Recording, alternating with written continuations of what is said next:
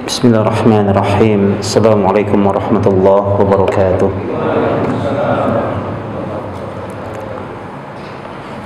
Innal hamdalillahi hamdan katsiran tayyiban mubarakan fihi kama yuhibbu rabbuna wa yarda. Asyhadu an la ilaha illallah wa asyhadu anna Muhammadan abduhu wa rasuluhu alladzi addal amanah wa nasaha lil ummah wa jahada fillahi haqqa jihadi. فقال الله جل وعلا في كتابه الكريم أعوذ بالله السميع العليم من الشيطان الرجيم بسم الله الرحمن الرحيم يا أيها الذين آمنوا اتقوا الله حق تقاته ولا تموتن إلا وأنتم مسلمون أما بعد. Hadirin jemaah kaum muslimin wal muslimat a'azzani Allah wa iyyakum. Syukur alhamdulillah, kita bersyukur kepada Allah Subhanahu wa taala atas segala bentuk kenikmatan yang besar dari Allah Subhanahu wa taala. Setelah Allah memberikan kenikmatan iman, kenikmatan Islam kepada kita semuanya, maka Allah berikan kita pada malam hari ini nikmat kesehatan dan nikmat kesempatan. Nabi kita sallallahu alaihi wasallam bersabda, kata Nabi kita, ni'matani maqbunun fihi ma katsirun minan nas. Ada dua kenikmatan yang sangat penting, tapi dua kenikmatan ini adalah dua kenikmatan yang sering dilalaikan, yang sering diabaikan oleh manusia, yaitu nikmatus siha wal faraq, nikmat sehat dan nikmat waktu luang.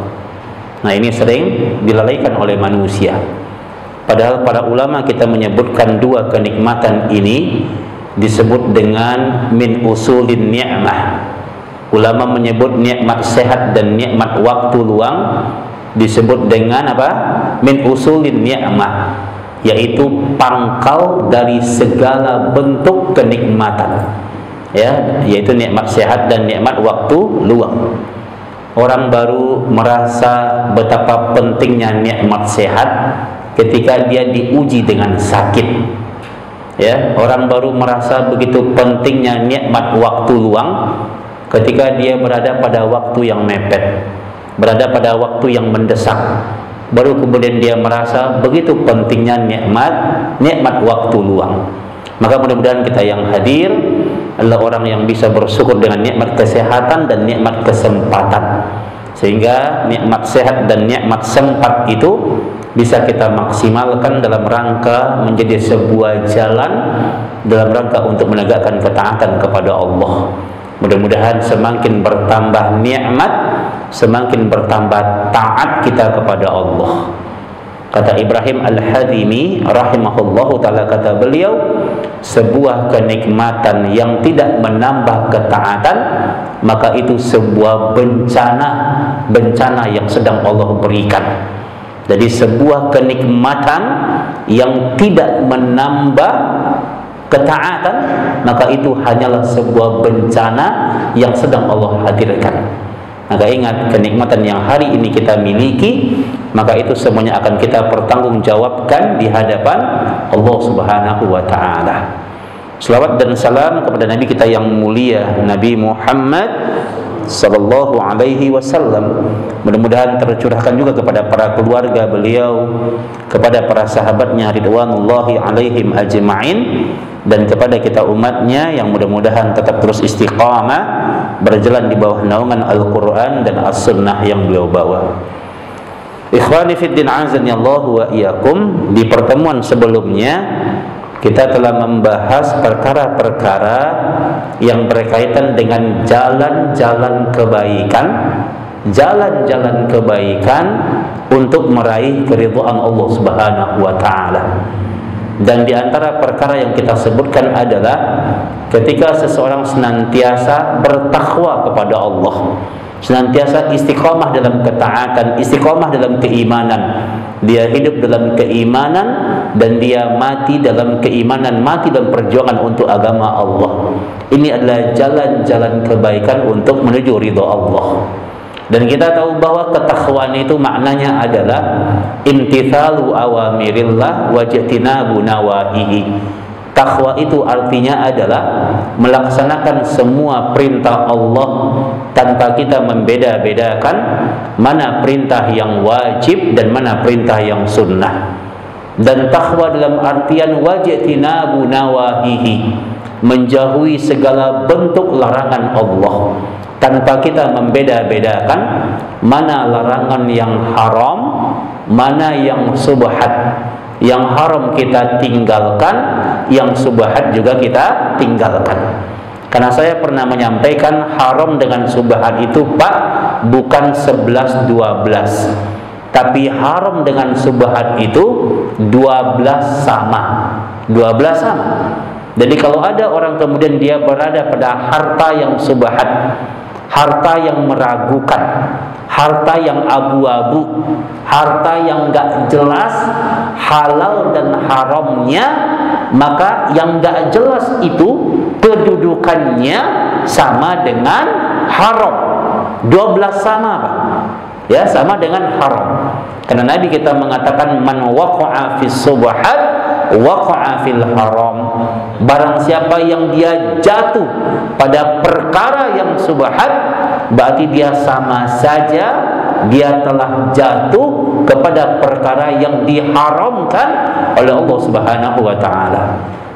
Jadi ketakwaan itu yang haram tinggalkan, yang subhat juga ditinggalkan, dan yang makruh mulai kita jauhi, dan yang mubah berhati-hati kita dengan perkara yang mubah.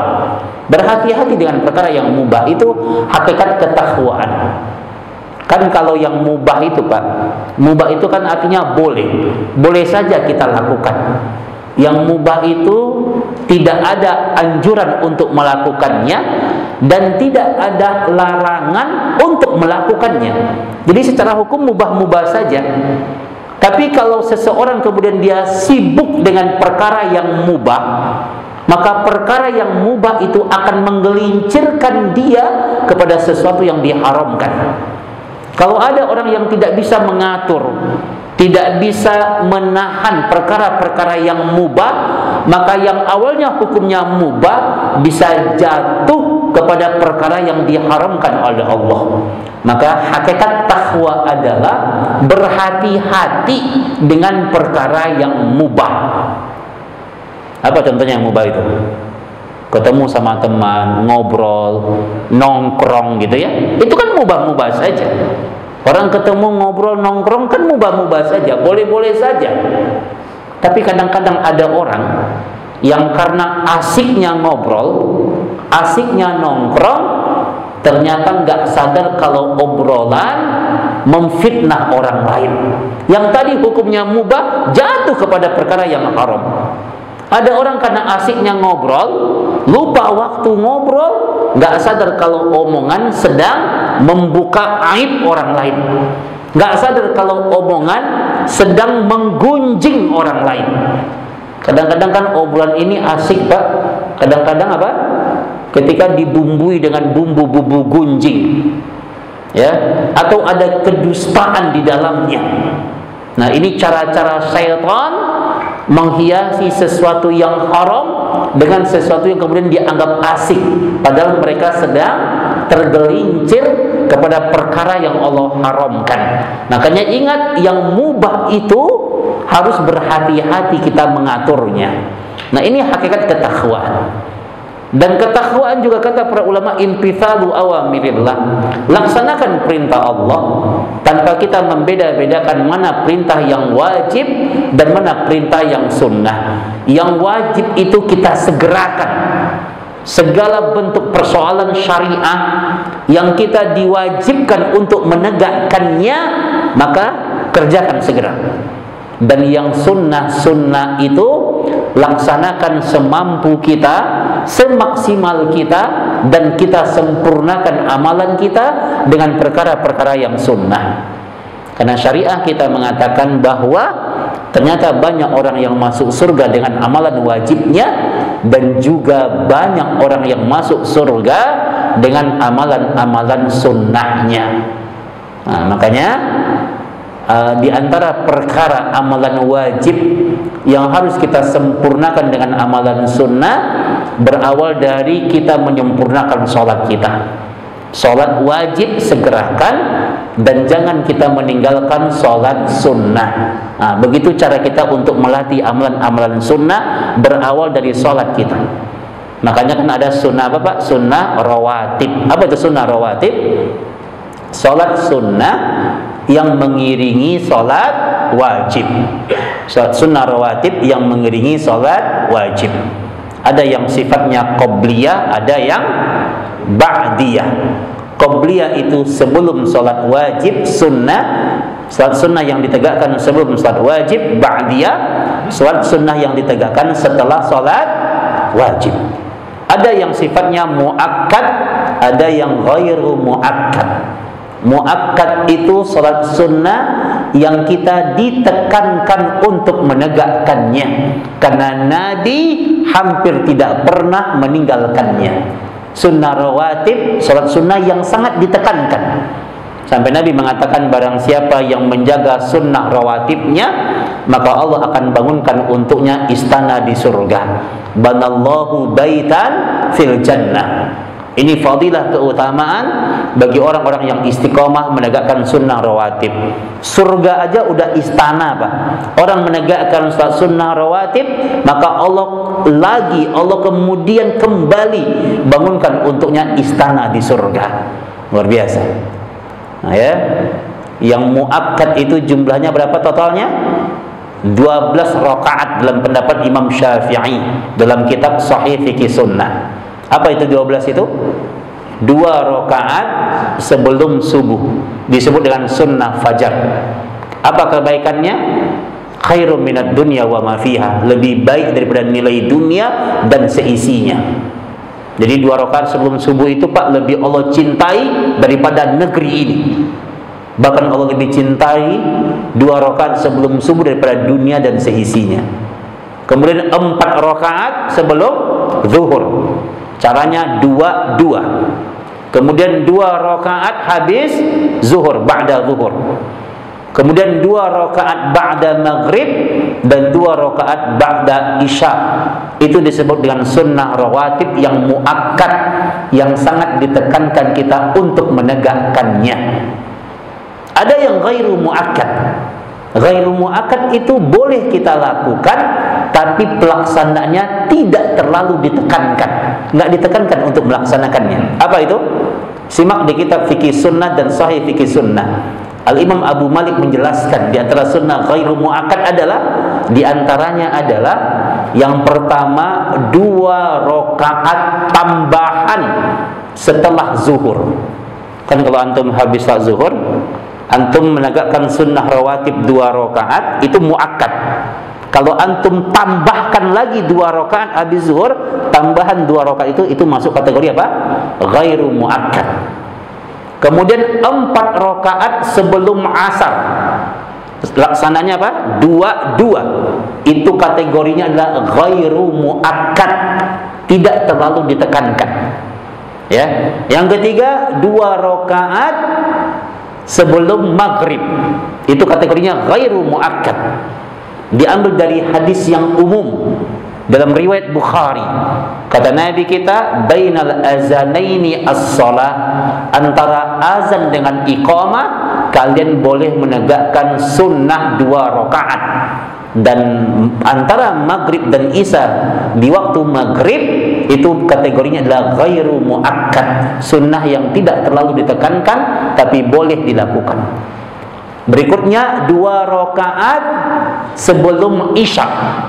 2 rakaat sebelum isya itu kategorinya ghairu muakkad. Jadi kalau ada masjid habis azan isya, kemudian dia langsung iqamah, umpamanya habis azan isya dia langsung iqamah, itu boleh dia lakukan, karena memang tidak ada sunnah rawatib ya sebelum isya, sunnah rawatib yang muakkad.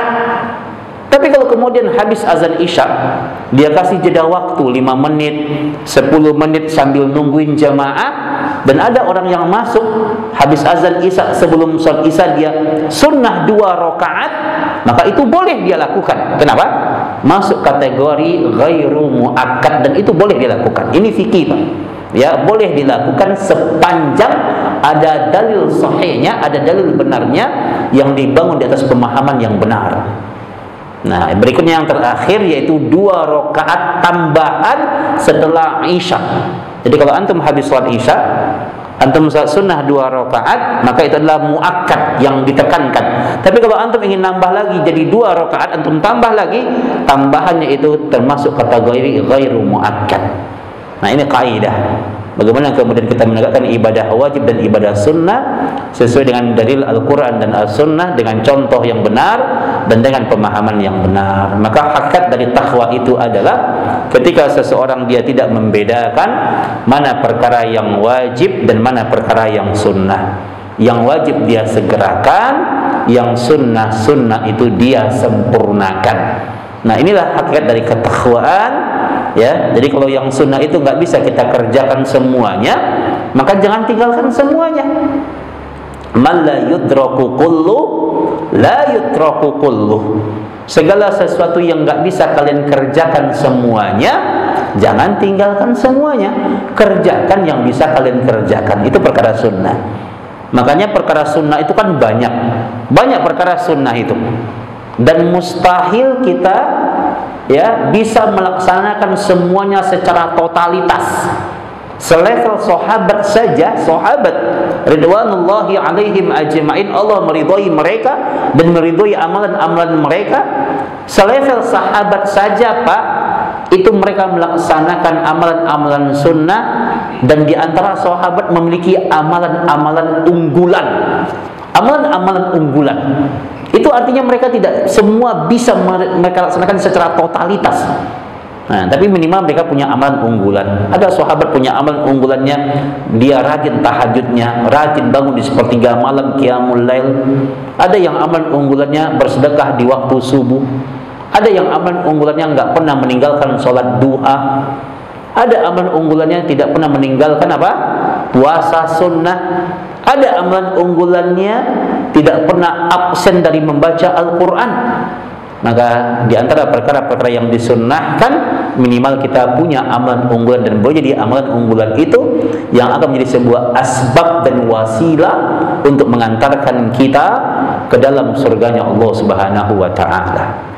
Nah, ini kaidah tentang jalan kebaikan menuju ridha Allah Subhanahu wa ta'ala. Dan berikutnya kata para ulama, di antara jalan kebaikan menuju ridha Allah Subhanahu wa ta'ala, maka orang-orang yang beriman itu senantiasa membasahi lisannya dengan berzikir kepada Allah. Ini adalah hakikat dari kebaikan, hakikat dari ketakwaan kepada Allah. Bahwa orang-orang yang beriman itu mereka senantiasa membasahi lisannya dengan berzikir kepada Allah Subhanahu wa ta'ala. Ada sebuah hadis sahih. Hadis ini terdapat dalam kitab Sunan Imam Ahmad pada hadis nomor 188. Hadisnya dibawakan oleh seorang sahabat yang mulia, namanya adalah Abdullah bin Bushrin radhiyallahu taala anhu. Dia mengatakan, kata dia jaa rajulun ila Nabi sallallahu alaihi wasallam. Suatu hari Nabi itu didatangi oleh seorang laki-laki dari kalangan sahabat. Dan kemudian orang itu dia bilang sama Nabi, apa kata dia kepada Nabi sallallahu alaihi wasallam? Dia bilang, inna min sara'illahi qad kathurat alaina. Dia bilang, sesungguhnya di antara syariah Allah itu sangat banyak syariah Allah itu untuk kami. Maka di antara sekian banyak syariah yang banyak itu, mana di antaranya syariah yang paling utama? Mana di antaranya syariah yang paling utama yang harus kami kerjakan? Maka Nabi kita mengatakan sallallahu alaihi wasallam, kata Nabi kita, la yazalu lisanuka raddan min dzikrillah. Di antara syariah yang paling utama itu, hendaknya engkau senantiasa membasahi lisanmu untuk berzikir kepada Allah. Basahi lisanmu untuk berzikir kepada Allah. Makanya seorang sahabat yang mulia dalam sebuah hadis, riwayat Imam At-Tirmidzi, yang bernama Uqbah bin Amir radhiyallahu taala anhu, dia pernah menjumpai Rasulullah sallallahu alaihi wasallam, dan dia mengatakan, kata dia, ya Rasulullah, kata dia, Ya, waman najah, kata dia, wahai Rasul, apa itu jalan keselamatan? Kalau aku ingin selamat di dunia dan di akhirat, apa jalan, apa amalan yang harus aku lakukan, kata dia. Maka kata Nabi sallallahu alaihi wasallam, amsik alaika lisanak. Kata Nabi, jaga lisanmu, amsik, tahan. Jangan sampai lisanmu tergelincir kepada perkara yang Allah haramkan. Maka Nabi kita bilang, barang siapa yang menjaga dua lubang. Apa itu dua lubang? Mulutnya dan kemaluannya, dia jaga dua lubang ini. Karena dua lubang ini dua-duanya memiliki syahwat. Ya, jadi syahwat itu tidak hanya kelamin, tapi termasuk mulut. Itu dia memiliki syahwatul kalam. Ya, doyan untuk mengomentari amalan orang lain, doyan untuk mencela orang lain. Kata Nabi, barang siapa yang dia menjaga dua mulut, ya, dua lubang, mulutnya sama kemaluannya, maka Allah jamin untuknya surga. Ya, makanya ada seorang sahabat bertanya sama Nabi, ya Rasul, kata beliau, apa yang menyebabkan seseorang masuk neraka? Maka Nabi kita sallallahu alaihi wasallam mengatakan, penyebab utama dari kebanyakan manusia tergelincir dalam neraka, ditelungkupkan wajahnya bolak-balik, dia diadab di neraka, ditelungkupkan wajahnya, kemudian diseret punggungnya. Penyebab itu semuanya, kata Nabi, kebanyakan mereka masuk neraka bisababi alsinatihim, disebabkan karena mereka nggak bisa menjaga mulutnya, nggak bisa menjaga lisannya. Jadi hati-hati, ya. Kita pernah menyampaikan bahwa sebuah nasihat dari Imam Al-Qurtubi rahimallahu taala, kata beliau, nilaimu di hadapan Allah tergantung apa yang keluar dari lisanmu. Nilaimu di hadapan Allah tergantung apa yang keluar dari lisanmu. Kalau yang keluar kalimat-kalimat yang kotor, maka begitu hinanya dirimu di hadapan Allah. Tapi kalau yang keluar kalimat-kalimat kebaikan, nasihat, berzikir kepada Allah, maka begitu mulianya dirimu di hadapan Allah Subhanahu wa taala. Makanya syariah kita ini, Pak, banyak sekali amalan-amalan zikir-zikir yang begitu ringan di lisan kita. Ringan di lisan, Pak, mudah diucapkan di lisan kita, tapi memiliki manfaat yang banyak untuk urusan dunia dan akhirat kita. Nabi pernah ngasih nasihat kepada Abdullah bin Khais di hadis Sahih Bukhari, di hadis nomor 7386. Kata Nabi, ya Abdullah, ini nasihat Nabi khusus untuk Abdullah bin Khais dan menjadi nasihat yang umum untuk kita semuanya, menjadi sebuah nasihat yang spesial dan istimewa untuk kita semuanya. Kata Nabi, ya Abdullah, wahai Abdullah bin Khais, kata Nabi, qul, katakanlah, la haula wala quwwata illa billah. Perbanyak membaca zikir la haula wala quwwata illa billah. Ini hadis Sahih Bukhari di 7386. Kalau engkau memperbanyak membaca la haula wala quwwata illa billah, kata Nabi kita, fa innaha kanzun min kunuzil jannah. Kalimat la haula wala quwwata illa billah itu adalah sebuah simpanan, sebuah tabungan yang terbaik untukmu masuk surga. Ya, atau dalam riwayat yang lain Nabi mengatakan kanzun min kunuziz jannah, bermakna kalimat la haula wala quwwata illa billah adalah kunci di antara kunci-kunci surga. Masya Allah. Ya, ini luar biasa, kalimat yang kita hafal, kita sering dengar kalimat ini. Tapi dari kalimat ini menjadi apa? Simpanan terbaik di surga nanti, ya, yang akan memudahkan seseorang untuk masuk dalam surganya Allah Subhanahu wa taala. Nabi pernah ngasih nasihat kepada Abu Hurairah radhiyallahu taala anhu. Terdapat di hadis Sahih Muslim nomor 2694. Apa kata Nabi kepada Abu Hurairah? Kata Nabi, kalimatani khafifatani 'alal lisan. Ada dua kalimat. Kalimat itu sangat ringan di lisan. Di lisan ini ringan. Kalau kalian membaca kalimat itu ratusan kali, itu nggak akan mengurangi profesionalisme kalian dalam bekerja. Jika kalian sibuk kerja nih, sibuk kerja, agendanya sibuk, ya, dan kalian terus berzikir, itu nggak akan mengurangi profesionalisme kalian dalam bekerja. Dan ada dua kalimat kata Nabi kita, kalimatani khafifatani 'alal lisan. Ada dua kalimat yang begitu ringan di lisan.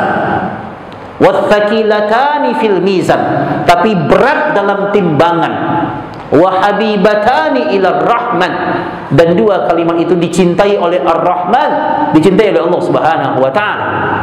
Kata Nabi, perbanyaklah membaca subhanallahi wa bihamdi subhanallahil azim. Subhanallahi wa bihamdi subhanallahil azim. Kalimat ini ringan di lisan, tapi kalimat ini berat dalam timbangan. Nabi juga pernah ngasih nasihat kepada Abu Dzar Al-Ghifari dalam hadis Sahih Muslim, hadis nomor 2731. Kata Nabi kepada Abu Dzar, kata Nabi, ala ukhbiruka bihabbil kalami ila Allah azza wa jalla. Kata Nabi, wahai Abu Dzar, aku sampaikan kepadamu sebuah kalimat yang sangat dicintai oleh Allah Subhanahu wa taala. Allah cinta dengan kalimat ini. Apa itu kalimatnya? Kata Nabi kita, inna ahabbal kalam indallahi azza wa jalla subhanallahi wa bihamdi. Inna ahabbal kalam, sesungguhnya kalimat yang sangat dicintai oleh Allah, perbanyaklah membaca subhanallahi wa bihamdi. Maka kalau Allah cinta sama kita, Pak, Masya Allah, Allah mudahkan urusan kita di dunia, dan Allah mudahkan urusan kita di akhirat. Allah mudahkan jalan kita untuk menuju surga. Allah mudahkan kematian kita untuk husnul khatimah. Ya, Allah mudahkan kita untuk dapatin nikmat kubur. Allah mudahkan hisab kita. Allah perberat timbangan mizan kita. Maka kata Nabi kita, perbanyak membaca ini, subhanallahi wa bihamdi. Inna ahabbal kalam indallah. Ini kalimat yang sangat dicintai oleh Allah. Masya Allah. Nabi juga ngasih nasihat kepada Abu Malik Al-As'ari radhiyallahu ta'ala anhu di hadis Sahih Muslim, hadis nomor 223. Kenapa setiap baca zikir ini saya sampaikan nomor hadisnya? Kenapa? Karena tidak boleh kita berzikir kecuali memang ada dalilnya. Ya, zikir itu tidak boleh dikarang oleh manusia. Zikir itu dikatakan zikir kalau memang ada dalilnya, ada contohnya. Ya, maka Nabi bilang kepada Abu Malik Al-As'ari, kata Nabi, ngasih nasihat kepada dia, kata Nabi, at-tahuru satrul iman. Kebersihan itu bagian dari keimanan kepada Allah.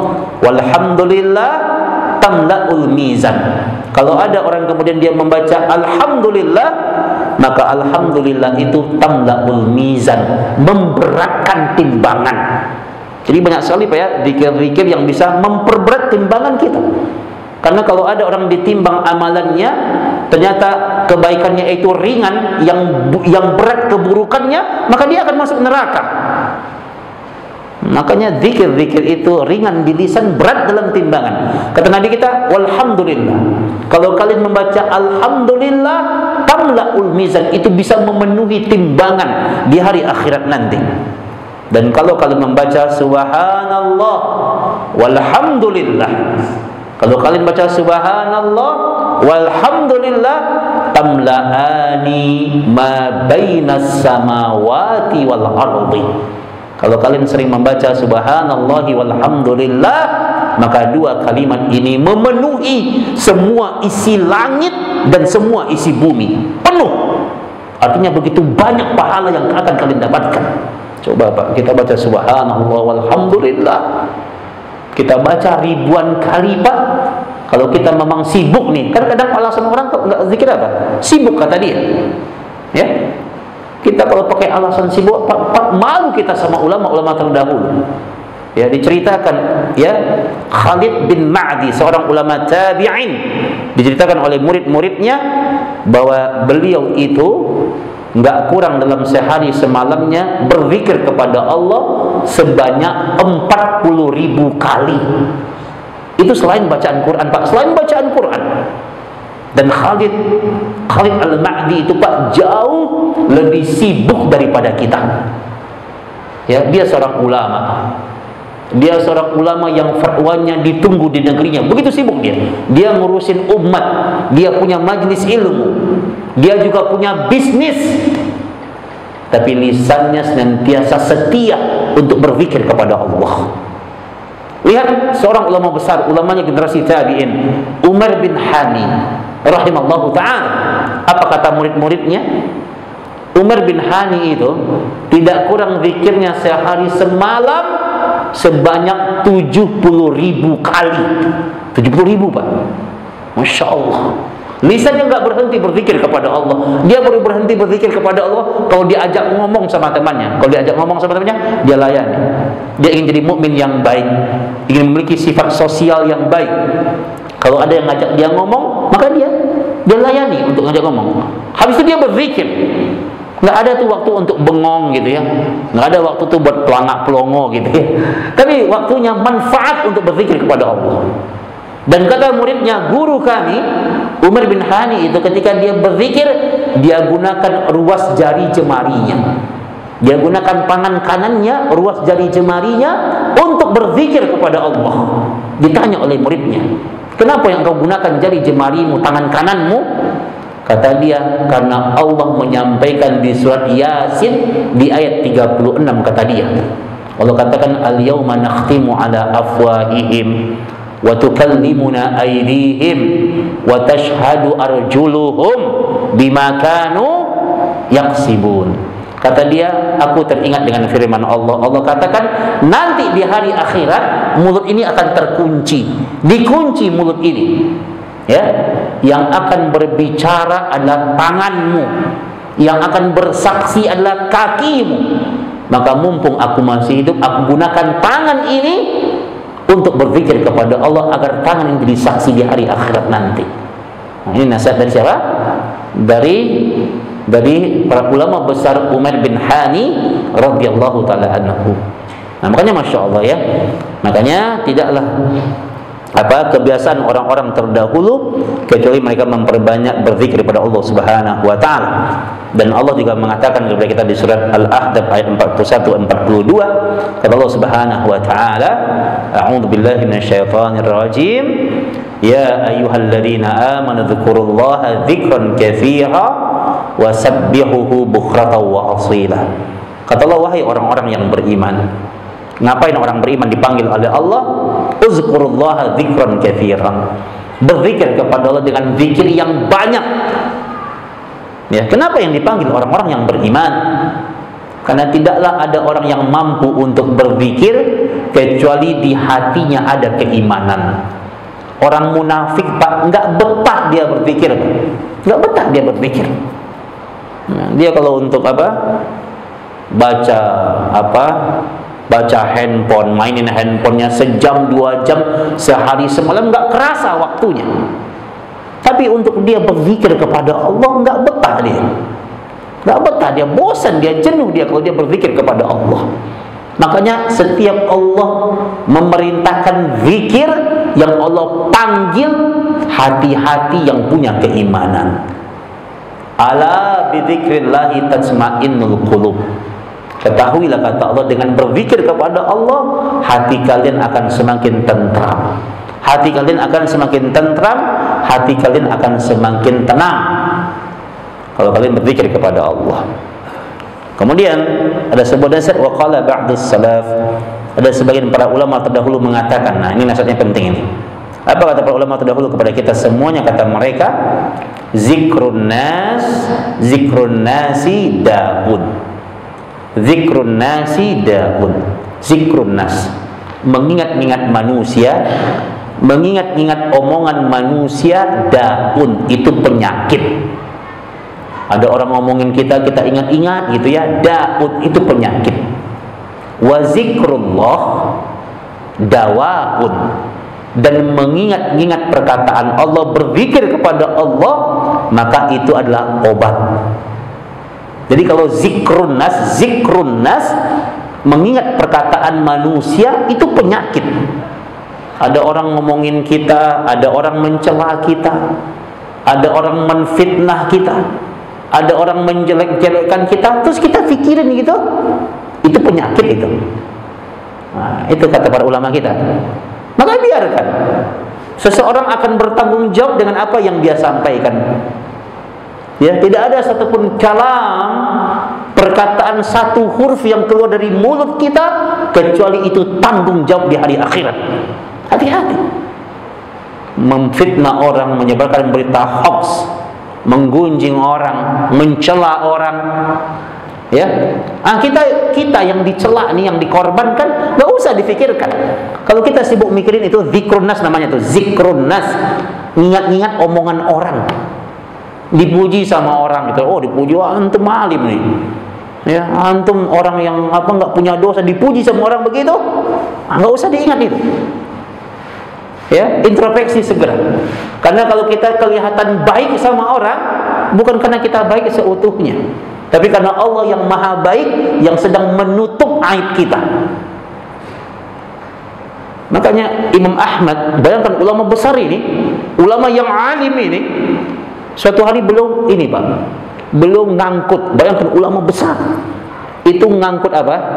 Ngangkut kayu bakar dari pasar. Antum siapa ustaz yang antum kenal? Ustaz yang antum anggap alim, ustaz nasional umpamanya, atau ustaz internasional. Antum temuin ada seorang ustaz besar sedang ngangkut kayu gitu di pasar. Orang-orang melihat. Kemudian murid-muridnya datang. Dia kata muridnya, "Ya guru, biar kami yang ngangkat." Enggak tega murid-muridnya. Imam Ahmad dia nangis dan kemudian dia singkirkan semuanya. Udah, kalian gak usah bantuin. Dia segera kemudian bawa kayu bakar itu ke rumahnya, dia tutup pintunya, dia nangis di kamarnya. Apa kata dia?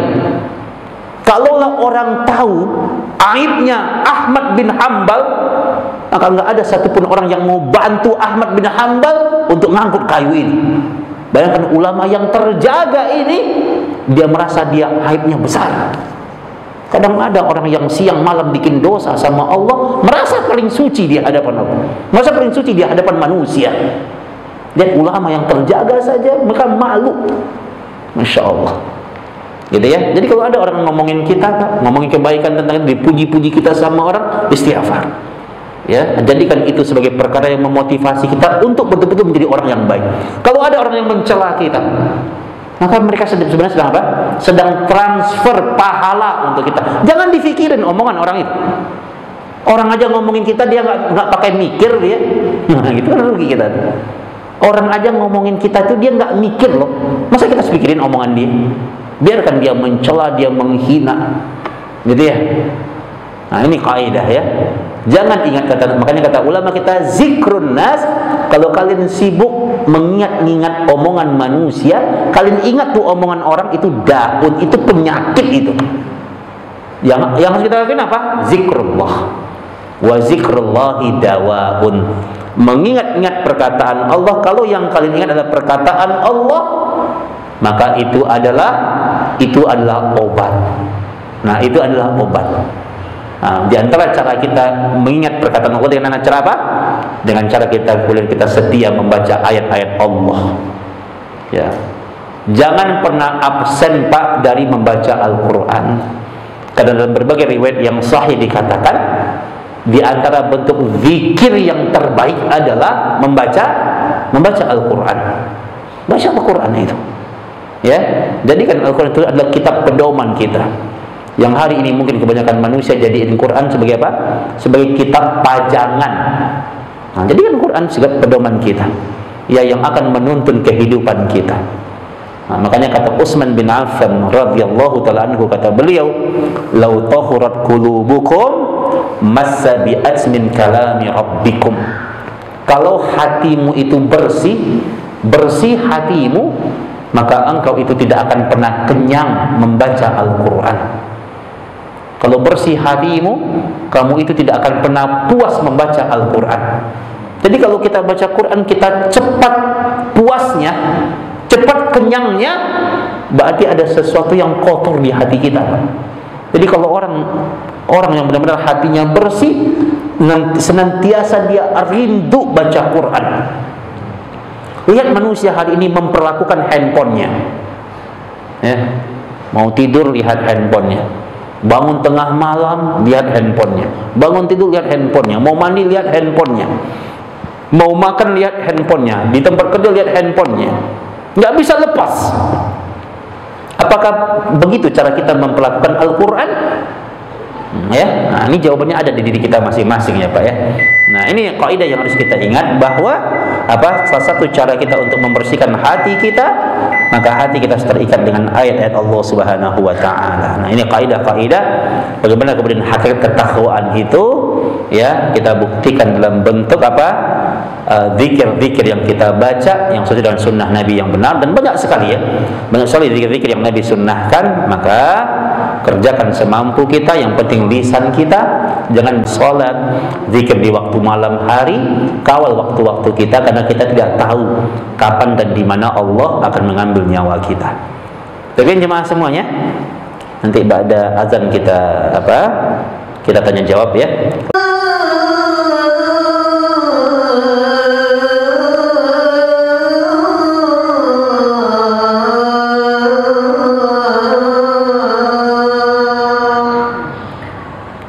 Allahu Akbar, Allahu Akbar, la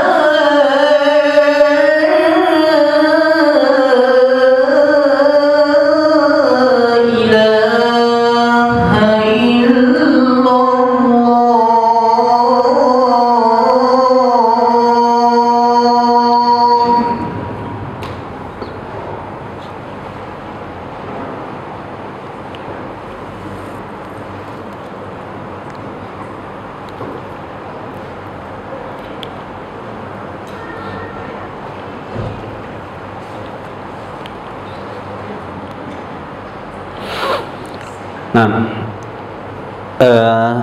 Sedikit tambahan, sebuah hadis dalam riwayat At-Tirmidzi dan Al-Imam Ibnu Majah, Nabi sallallahu alaihi wasallam bersabda, kata Nabi kita, innad dunya, sesungguhnya dunia itu mal'unatun, sesungguhnya dan semua apa yang ada di dunia ini semuanya mal'unatun, semuanya terlaknat, semuanya terlaknat.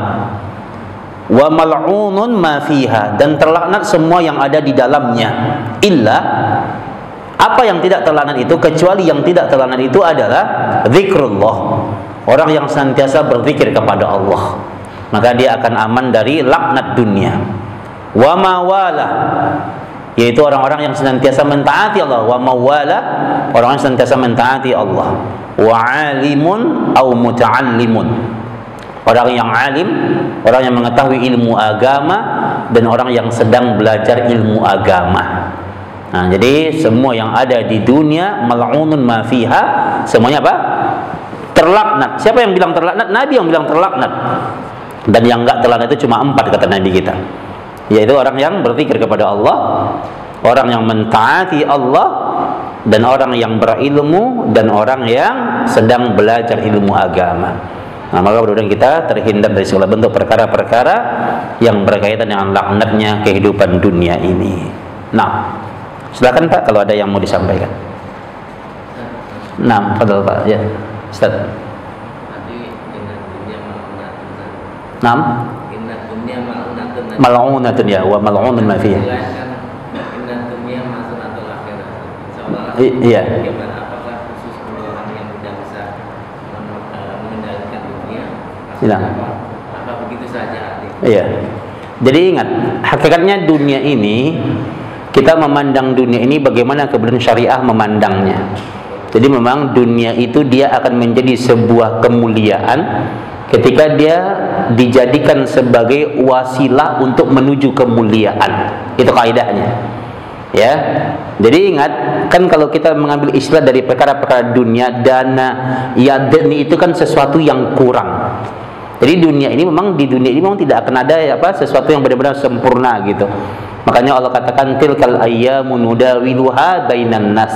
Kehidupan dunia ini kan kehidupan yang selalu berputar gitu. Orang yang kemudian dulu sakit, sekarang mulai banyak yang sehat walafiat. Yang dulu sehat walafiat, banyak yang mulai sakit-sakitan. Yang dulu senang, banyak yang susah. Yang dulu susah, banyak yang mulai senang. Yang dulu kaya, banyak yang jatuh miskin. Yang dulu miskin, banyak yang mendadak kaya. Itu dunia. Kalau kita ingin senang terus, nggak sedih-sedih, maka tempatnya di surga. Kalau kita ingin sehat terus, nggak sakit-sakit, tempatnya di mana? Di surga. Sementara kehidupan dunia adalah kehidupan yang memang tidak akan pernah seseorang meraih kesempurnaan apapun gitu ya. Dia akan terus mengalami kekurangan.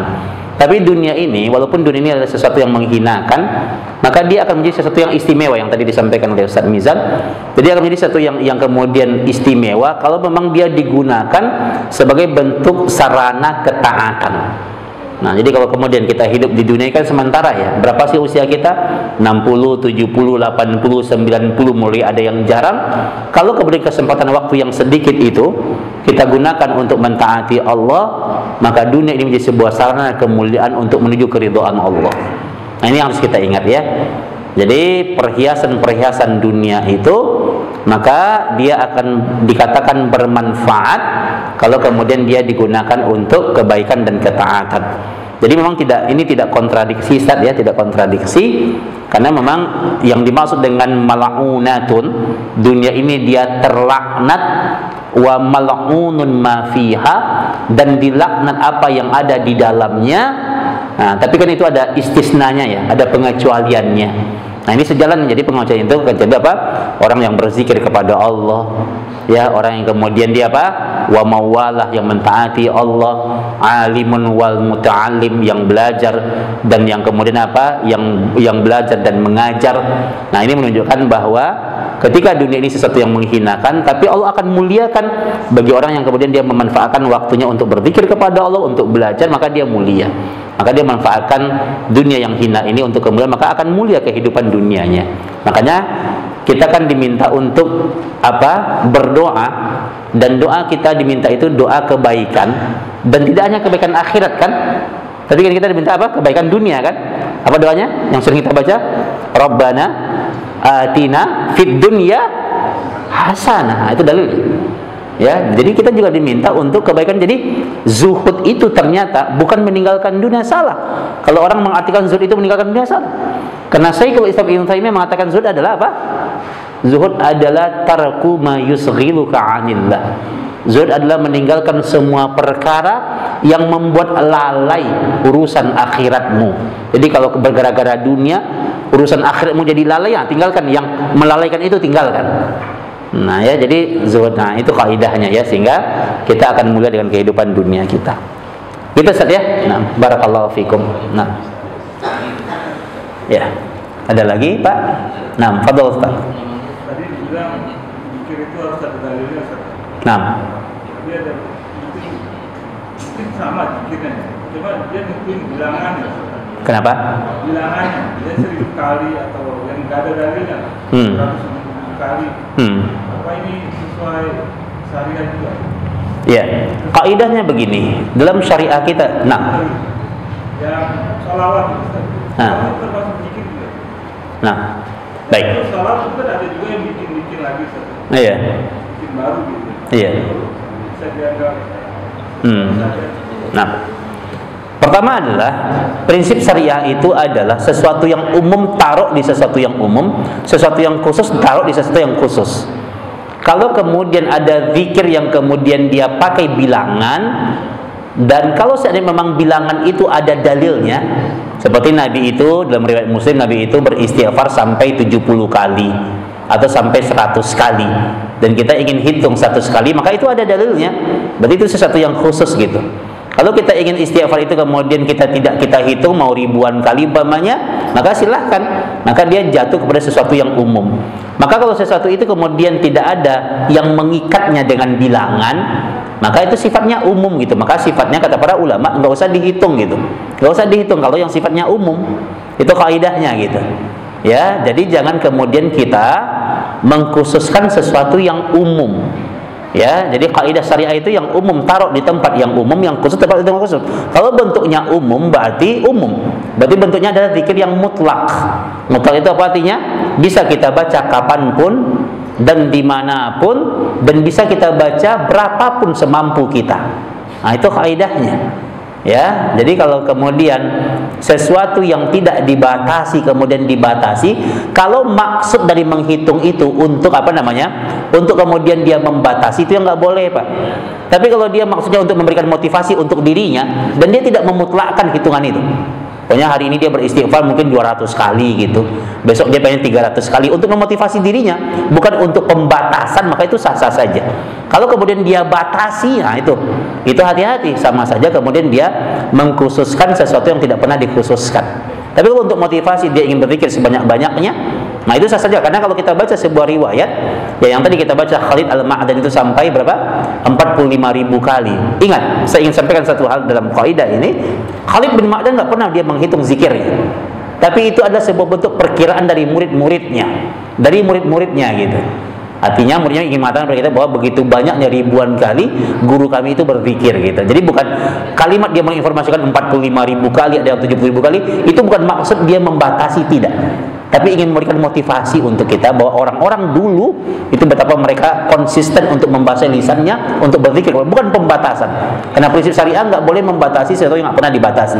Pembatasan hitungan dan bilangan itu menunjukkan keterikatan yang mengikat, dan mengikat itu dia yahtaju ila dalil, dia butuh dalil. Kalau nggak ada dalilnya, maka kita tidak boleh mengamalkannya dalam pembatasannya. Nah, kalau selawat Nabi, Pak, memang banyak versi selawat ya. Kalau saya pernah membaca beberapa kitab mu'tabar itu memang ada sekitar 7 versi selawat yang disunnahkan ya, yang dianjurkan. Ya, dan sekarang memang betul banyak selawat tambahan dan yang lainnya yang kalau kita melihat itu tidak ada dalilnya gitu ya. Nah, makanya banyak versi selawat yang sahih kan banyak, yang benar kan banyak. Seperti kita membaca sallallahu alaihi wasallam, jelas dalilnya. Kita baca sallallahu alaihi wasallam, kita baca Allahumma sholli ala Muhammad wa ala ali Muhammad, atau kita berselawat seperti kita berselawat pada ketika kita membaca tahiyat akhir, itu juga selawat yang disunnahkan dan dianjurkan.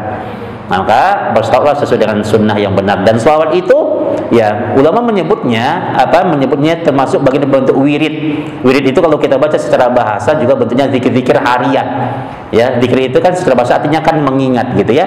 Maka ulama memasukkan ya, ulama mengatakan selawat itu bagian dari bentuk kalimat thayyibah, kalimat yang baik, dan itu juga bagian dari bentuk zikir.